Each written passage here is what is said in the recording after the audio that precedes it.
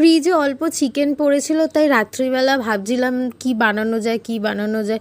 তো হঠাৎ করে মাথায় আইডিয়া আসলো যে চলো চিলি চিকেন বানানো যায়।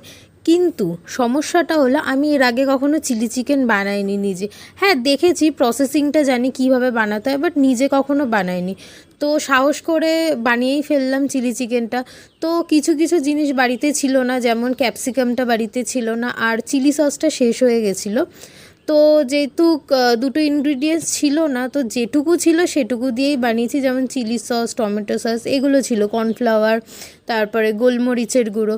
তো যেগুলোই ছিল সেগুলো দিয়েই কোনো রকম একটা জুগাড়ু চিলি চিকেন বানানোর চেষ্টা করেছি। তো অল্প একটু করেছি, কারণ যেহেতু ফার্স্ট টাইম করেছি, বুঝতে পারিনি যে কীরকম হবে না হবে। তো ওর জন্য অল্প একটু চিকেন নিয়ে ফার্স্ট টাইম ট্রাই করলাম, দেখলাম খুব একটা খারাপ হয়নি খেতে। তো আজকের মিনি ব্লগ এটুকুই।